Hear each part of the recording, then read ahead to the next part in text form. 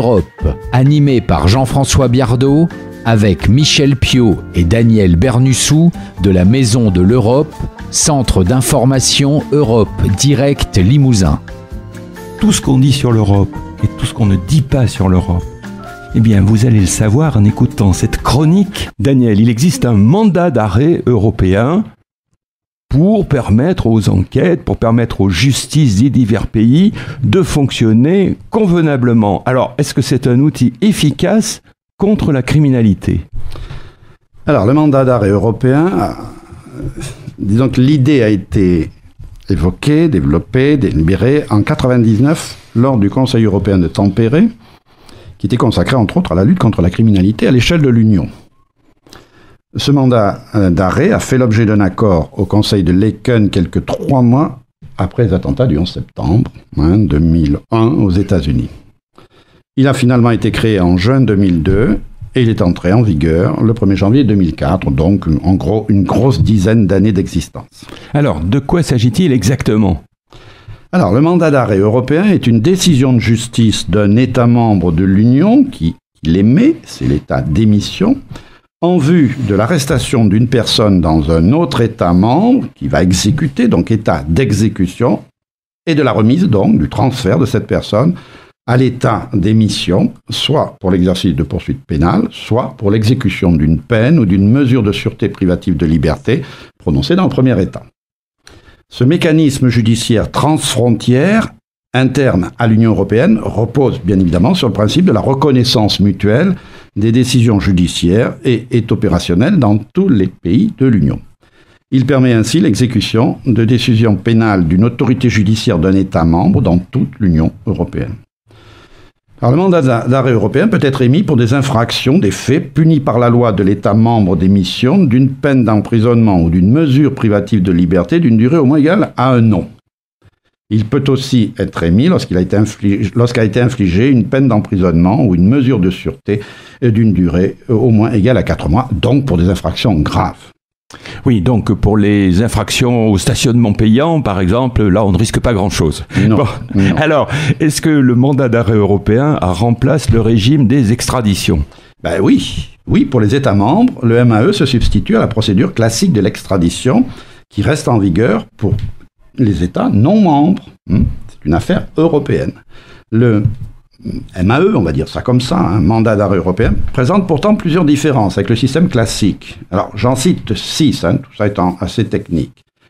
Peut-être que la plus intéressante, c'est qu'il n'y a plus de phase politique. Le mandat d'arrêt européen se limite à une procédure judiciaire, supervisée par l'autorité judiciaire nationale, avec rapport direct entre autorité judiciaire d'État membre à État membre, donc il n'y a pas d'intervention politique. Deuxième différence, les États membres ne peuvent plus refuser de remettre leurs ressortissants nationaux, à moins de se charger de l'exécution de la peine d'emprisonnement prononcée contre la personne recherchée. Troisième différence, pour les infractions graves, au nombre de 32, il n'y a plus de nécessité, plus d'obligation, ce qu'on appelle la double incrimination, c'est-à-dire que l'infraction pénale existe dans les 2 pays. La seule exigence est que l'acte concerné soit passible d'une peine d'emprisonnement d'au moins 3 ans dans le pays d'émission du mandat. Parmi ces infractions graves, le terrorisme, la traite des êtres humains, la corruption, la participation à une organisation criminelle, le faux-monnayage, l'homicide, le racisme, la xénophobie, le trafic de voitures volées, la fraude, y compris la fraude aux intérêts communautaires. Quatrième différence, les délais sont stricts. La remise intervient 60 jours maximum après l'arrestation de la personne à l'encontre de laquelle le mandat a été émis.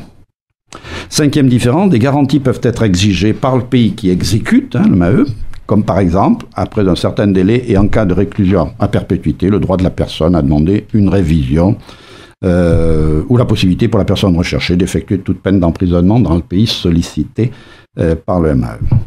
Enfin, les motifs de refus sont limités à quelques cas.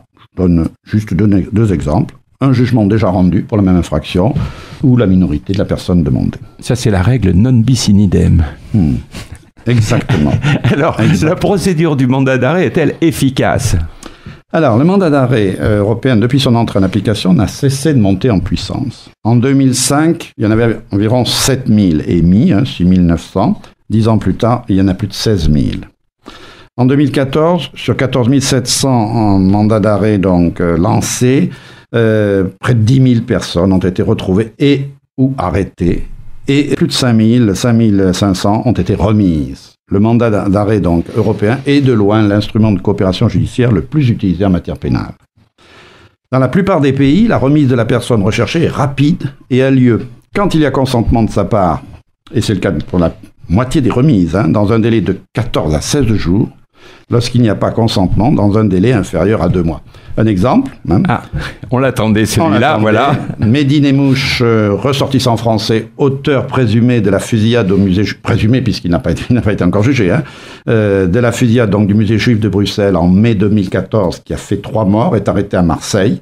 Il est remis à la Belgique en juin, donc à peu près 1 mois. À titre d'exemple, dans le cas de Rachid Ramda, auteur des attentats du RER Saint-Michel, en 1995, il a fallu 10 ans de procédure d'extradition pour que la France le récupère. Et le plus célèbre peut-être de nos jours, enfin. Oui, Salah Abdeslam, suspect d'avoir été donc le logisticien des attentats de novembre 2015 à Paris, arrêté en Belgique en mars 2016, remis sans son consentement à la France en avril 2016. Arrêté en mars et remis en avril. Donc à l'évidence, le mandat d'arrêt international est d'une toute autre efficacité que la procédure d'extradition classique et associé au SIS, système d'information Schengen, avec on va dire l'aide d'Europol et d'Eurojust, il constitue une arme essentielle dans la lutte contre la criminalité en Union européenne. On peut même aller plus loin et dire qu'il est un jalon essentiel dans l'intégration européenne à travers l'édification d'un espace judiciaire pénal européen. Alors quand même, effet paradoxal, pour une actualité assez chaude, le mandat d'arrêt européen est mis puis retiré par la justice espagnole à l'encontre des dirigeants catalans réfugiés à Bruxelles fait réfléchir. Parce qu'au bout du compte, lutter contre la grande criminalité, c'est bien, mais risquer de criminaliser un combat politique, c'est autre chose.